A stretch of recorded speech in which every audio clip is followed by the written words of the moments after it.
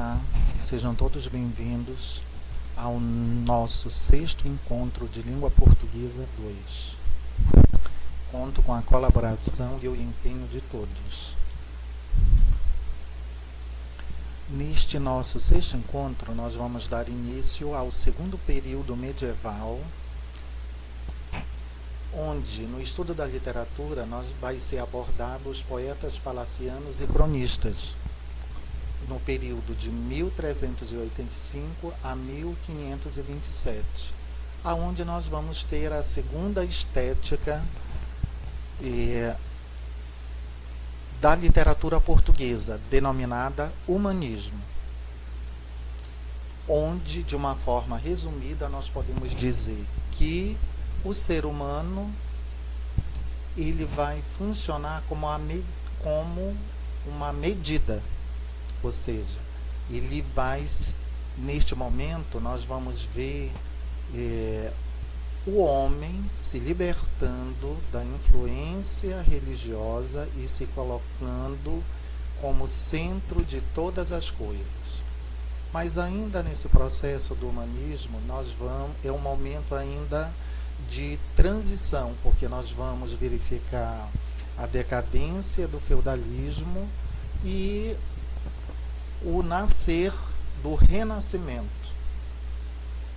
E, ilustrando essa questão da valorização do homem, nós temos essa pintura de Michelangelo, intitulada A Criação de Adão, que está no teto da Capela Sistina, no Vaticano, datada de 1508. Ela foi concebida, criada e concluída em 1512, onde revela toda essa ideia humanística, onde nós vamos ter uma extrema valorização do homem. Bom, como marcos literários, a cronologia do humanismo, nós vamos verificar que ele se situa no século XV, tendo seu início em 1434, quando Fernão Lopes é nomeado cronista-mor, que seria o chefe dos cronistas do então reino português, sendo ele responsável pela Torre do Tombo, que a estrutura arquitetônica até hoje se mantém preservada, e nesta Torre do Tombo funcionava uma grande biblioteca do reino. E nós vamos ter como um término da estética urbanista o ano de 1527, quando Francisco Sá de Miranda dá início ao Renascimento em Portugal. Como panorama histórico, nós vamos ter a transição da Idade Média para o Renascimento, e nessa transição da Idade Média para o Renascimento, nós vamos ter a decadência de todo o sistema ideológico presente durante a Idade Média. A força da Igreja Católica começa a perder, e toda a ideologia da Igreja Católica começa a cair por terra. E no Renascimento nós vamos ter de uma forma muito presente esta redescoberta do pensamento científico, do pensamento racional, no qual o homem vai ser colocado no centro das coisas. Bom, e mais adiante, já que nós estamos, eu mencionei que é um período de transição da Idade Média para o Renascimento, nós vamos verificar a crise do feudalismo. Então, quando o feudalismo, enquanto sistema de governo, um sistema político-administrativo, ele entra em crise, logicamente que ele vai entrar em decadência e outro sistema de governo passa a assumir. Então, depois do feudalismo, nós vamos ter uma forma de governo chamada de absolutista, onde nós vamos verificar agora que o poder vai ficar centralizado nas mãos de uma só pessoa, no caso, o rei. ou os imperadores, conforme o lugar. E nós temos a crise da Igreja Romana, né, da escolástica, que é a escola da filosofia da Igreja Romana, e a crise do teocentrismo. Lembrando que esse teocentrismo foi uma ideologia criada pelos filósofos da Igreja Católica para justificar que Deus estaria no centro de todas as coisas. Então, tudo que não fosse explicado à luz da religião era considerado como uma heresia, como um pecado, e estava contra os princípios e as normas, os dogmas ditados pela Igreja Católica.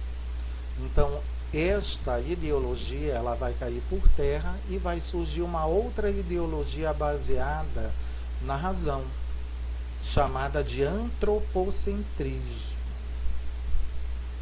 E o humanismo, nós vamos ter, né, como lema a valorização do homem, da razão e da clareza, e uma retomada dos estudos clássicos. Na época do humanismo, se vai redescobrir a cultura dos gregos e dos romanos, que até então estava escondida sobre o poder da Igreja Católica. Então, esse homem agora do humanismo, ele vai voltar para este passado mais remoto, né, a que eu estou me referindo, à Idade Antiga, e vai redescobrir e fazer uma releitura, fazer uma reinterpretação dos costumes dos gregos e dos romanos, fazendo uma nova adaptação.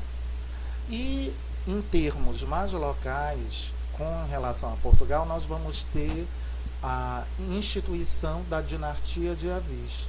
E durante a dinastia de Avis é que vão acontecer aquilo que vocês estudam em história, a era das grandes navegações e dos descobrimentos. Então nós podemos esquematizar a produção literária do humanismo desse segundo período da seguinte forma. Nós temos aqui no quadro, segundo período, dos poetas palacianos e cronistas, compreendendo os anos de 1385 a 1527, aonde nós vamos verificar quanto à diversidade da produção literária. Nós vamos ter uma poesia palaciana, uma poesia medieval, uma prosa doutrinal, e nós vamos ter a historiografia e, embora não esteja neste quadro, nós vamos ter uma grande valorização do teatro. É aqui neste momento que o teatro ele vai ganhar força. Então, com relação à poesia palaciana, nós vamos ter a presença de um cancioneiro geral de Garcia de Rezende. Cancioneiro seria uma grande enciclopédia que reunia de toda a produção, ou quase toda a produção, melhor dizendo, que foi feita neste período aí. E como representantes desta poesia palaciana, nós temos Garcia de Rezende, João Ruiz de Castel Branco, Duarte de Brito, Bernardino Ribeiro, Henrique da Mota, e nós vamos ter como obra de destaque a Faça do Alfaiate. Na prosa doutrinal, ou melhor, na prosa medieval, nós vamos ter gêneros como os capitulários, os cronicões, os nobiliários, novelas de cavalaria, e aqui como exemplo eu citei o Cantar de Emil Cid. E nós vamos ter dessas novelas de cavalaria uma divisão em ciclos. Nós vamos ter o ciclo clássico ou greco-latino, o ciclo carolíngio, o ciclo bretão, e nós vamos ter também como obra, né, de destaque desse gênero denominado novela de cavalaria, o Amadis de Gaula.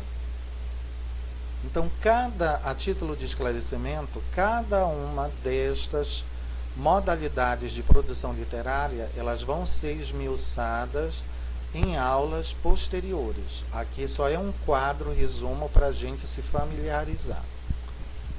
E nós temos aí, com relação à prosa medieval, obras como o Testamento de Lorvão, o Livro de Mulmadona, Livro Preto, Liber Fidei, Sensual, Crônica Geral de Espanha, datada de 1344, Nobiliário do Conde Dom Pedro I, o ciclo clássico das novelas de cavalaria, de Romão de Tebes, o ciclo carolíngio, onde nós vamos ter como uma das mais representativas novelas desse período, a Chanson de Roland, seria a Canção de Roland. E no ciclo bretão nós vamos ter o Rei Arthur e os Cavaleiros da Távola Redonda, que inclusive já teve uma adaptação tanto para o teatro quanto para o cinema. E uma outra obra também que teve adaptação para o teatro e para o cinema, A Demanda do Santo Graal, Merlin e José de Arimateia. Na prosa doutrinal, nós vamos ter um tipo de prosa moralista, né, desportiva e educativa. Ela é doutrinal porque é um tipo de texto voltado aos ensinamentos. E aí nós vamos ter como obras, Dom João I vai publicar um livro sobre montaria, o rei Dom Duarte publicou um livro de ensinança do bem cavalgar, Toda a Sela, o rei Dom Pedro publicou o livro da virtuosa benfeitoria e o rei Dom Afonso V publicou o livro Constelação de Cão, que são cartas. E no gênero historiografia nós vamos ter a presença de crônicas, aonde o nosso maior representante é o Fernão Lopes, mas ao lado dele nós temos nomes como Gomes Eanes de Zurara e Rui de Pina, dentre outros cronistas. Bom, e nós passamos às características, a comentar as características da estética humanista. A primeira delas é o convívio entre o teocentrismo e o antropocentrismo, já que nós estamos vivendo, do ponto de vista histórico, um momento de transição. Bom, o teocentrismo é a teoria filosófica que nos diz que Deus representa o centro do universo. E o antropocentrismo já retira Deus do centro das coisas e coloca o homem como centro das coisas. Então, neste momento de transição, nós vamos ter uma convivência entre uma mentalidade teocêntrica e uma mentalidade antropocêntrica. Então, vai chegar um momento em que esta mentalidade teocêntrica, que nos diz que Deus seria o centro de todas as coisas, ela vai acabar perdendo força e cedendo lugar para esta nova forma de explicar os fenômenos da natureza, agora à luz da razão, prenunciando o pensamento científico. Nós vamos ter, né, em vista desta transição, um comportamento dual. O que seria um comportamento dual? Um comportamento conflituoso, onde o homem humanista ele ainda vai se debater entre fé e razão. Será que o homem é formado só pela fé? Será que o homem é constituído apenas pela razão? Ou fé e razão podem em algum momento ter uma convivência, digamos, até certo ponto pacífica. Aí nós temos o florescimento da prosa, o declínio da poesia, e aqui é válido lembrar que no período da poesia trovadorística, produto da cultura oral, a poesia, o gênero da poesia, o texto que era produzido em verso, ele teve uma maior predominância. Agora nós vamos ter um declínio aqui no humanismo, um declínio da poesia, porque agora no humanismo este homem vai começar a valorizar e vai começar a despertar para a importância de documentar a sua cultura. E este sentimento que ele tem com relação à importância de documentar foi fruto da invenção da imprensa, né? Que eu já comentei em aulas anteriores. O que seria essa imprensa? Seria, em linhas gerais, a invenção de um maquinário que nós poderíamos dizer que seria ancestral da máquina de Xerox, de reprodução em série. Então, desta forma, através deste invento, o homem passa a documentar tudo que ele faz, tudo que ele produziu em termos de cultura, não só em termos de literatura. E nós vamos ter também o florescimento da prosa e o declínio da poesia, né? Aqui só a título de reforço. E nós vamos ter como manifestações literárias uma poesia palaciana, uma poesia produzida e divulgada no interior dos palácios, uma prosa medieval, uma prosa doutrinal, e nós vamos ter uma predominância do teatro medieval lusitano. E dentre essas manifestações literárias, nós vamos nos aprofundar aqui nesta aula na poesia palaciana. Então nós temos aí uma imagem de uma jovem, né, oriunda da nobreza, e este jovem que está segurando, o nome desse instrumento chama-se harpa. Ele possivelmente seria um trovador. E vejam como eles estão assentados no interior de um palácio.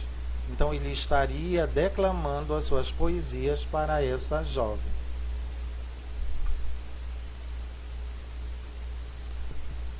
Bom, aí a gente verifica com relação à poesia palaciana que a época, né, fazendo um comparativo com o trovadorismo, que ela entra em declínio a partir já do século XIV.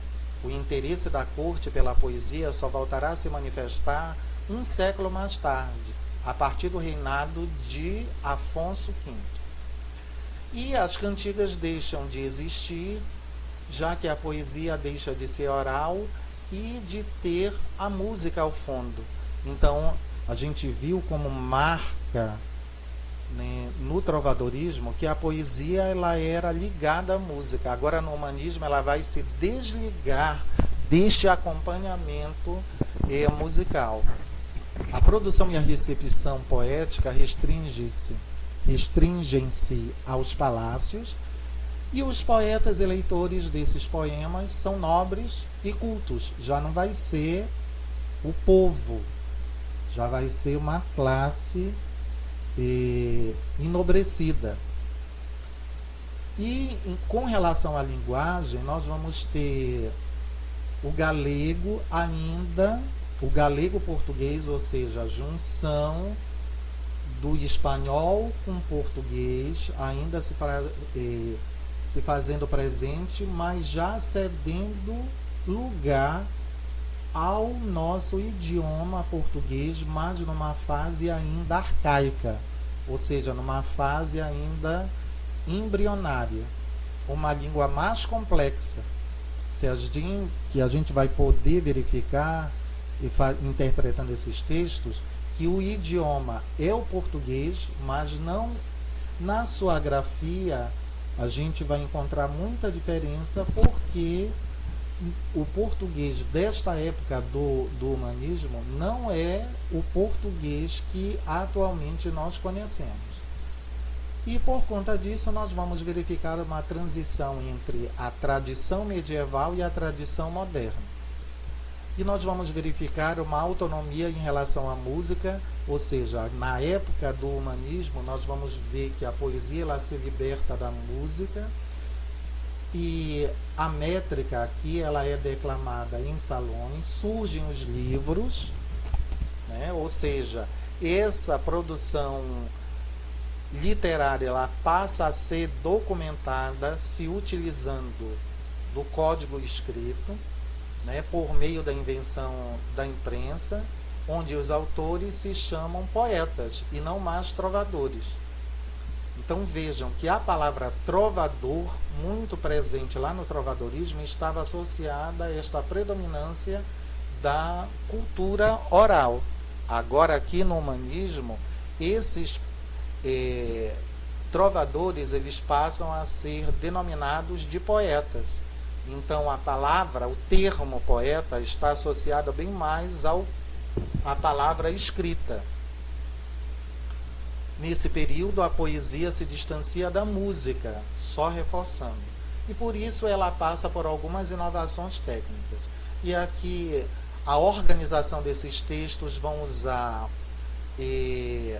versos de 5 sílabas poéticas, que são chamados de redondilha. Nós vamos ter o uso da trova e do vilancete, que são poemas compostos com mote de 2 ou 3 versos, desenvolvidos em glosas, que é uma espécie de estrofe. E a cantiga, que é um poema composto por mote de 4 ou 5 versos, e glossa de 8 a 10 versos. Isso daí é mais com relação à estrutura do texto em si. Bom, e o termo poesia palaciana recebe este nome pois os textos eram criados com o intuito de serem declamados nos palácios. Ela surge durante o século XV, em meado ao reinado de Dom Afonso V, rei de Portugal. A poesia palaciana é o nome dado para as poesias que eram produzidas em palácios pelos nobres, destinada também ao público nobre e não ao povo. Era uma poesia produzida e consumida no interior dos palácios.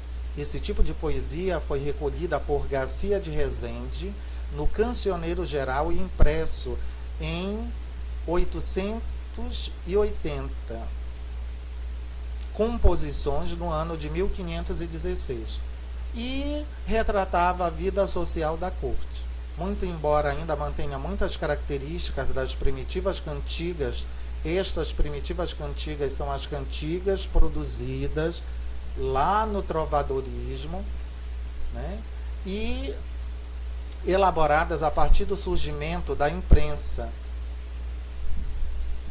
deixando de ter um acompanhamento musical. A poesia palaciana também é um marco que separa a escrita poética do canto, da dança, das cantigas no geral. Ela passa a ser formalizada com um grau que lhe permitia promover um ritmo de versificação, métrica e musicalidade. Ou seja, todos aqueles caracteres presentes no canto, agora eles estavam presentes no próprio texto escrito. Ou seja, aspectos como ritmo, como a forma como o texto era declamado. Então, tudo isso dispensava esse acompanhamento musical. E esta musicalidade independia de um acompanhamento musical. Era uma musicalidade originada do próprio texto. Ou seja, nós temos aí um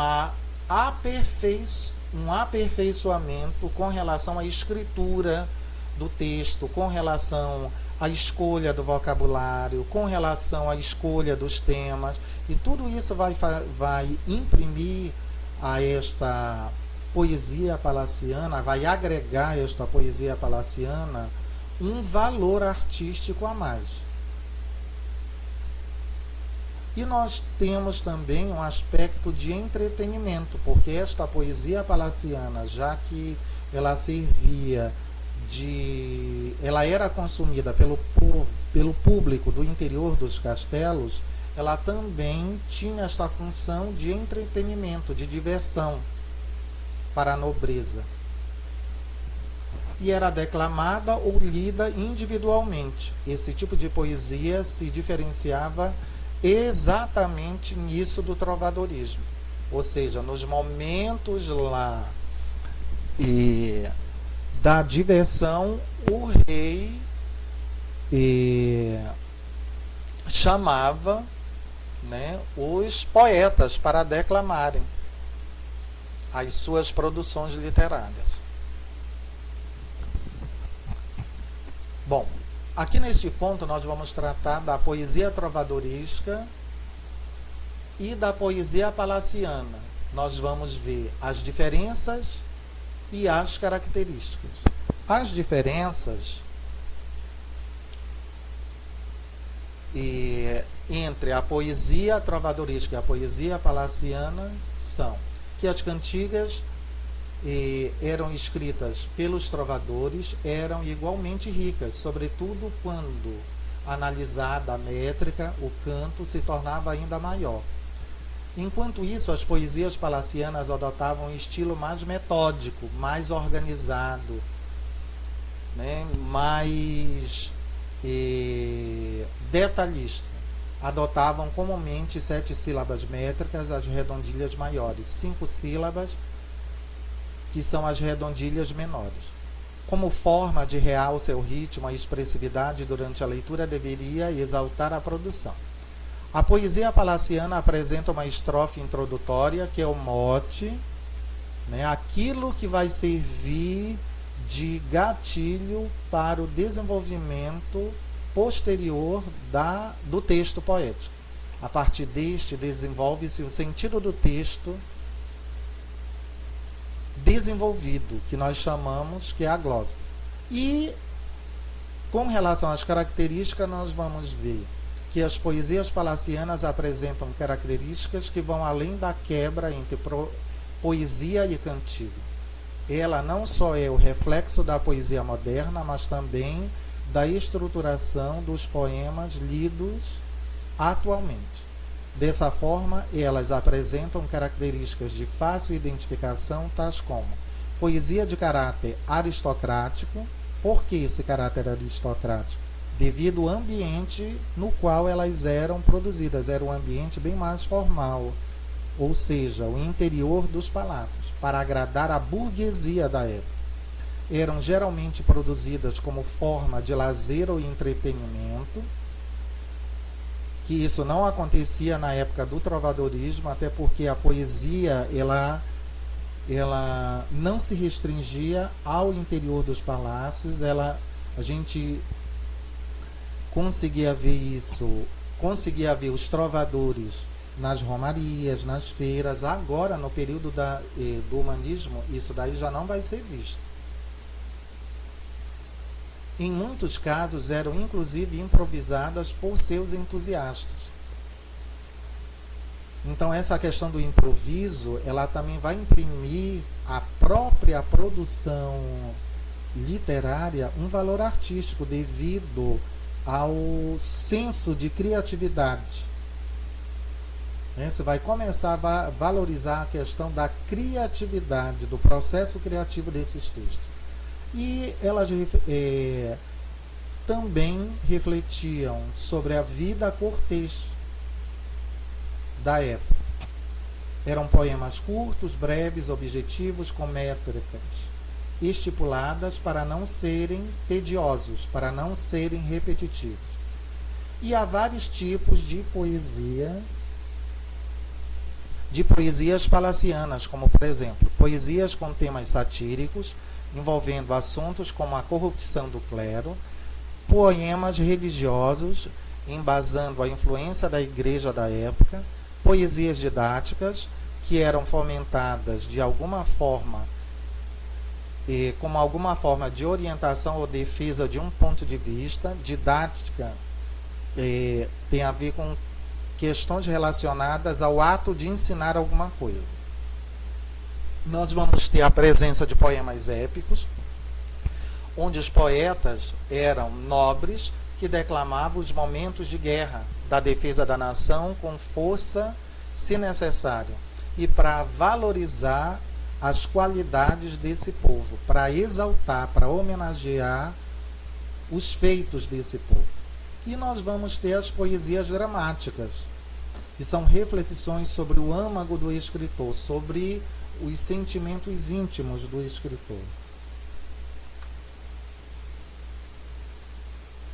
E como exemplo de poesia palaciana, nós vamos ter uma poesia de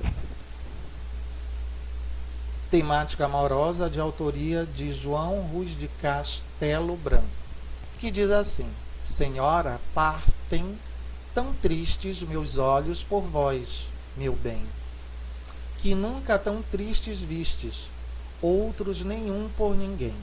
Tão tristes, tão saudosos, tão doentes da partida, tão cansados, tão chorosos, da morte mais desejosos, 100.000 vezes que da vida. Partem tão tristes os tristes, tão fora de esperar bem, que nunca tão tristes vistes, outros nenhuns por ninguém.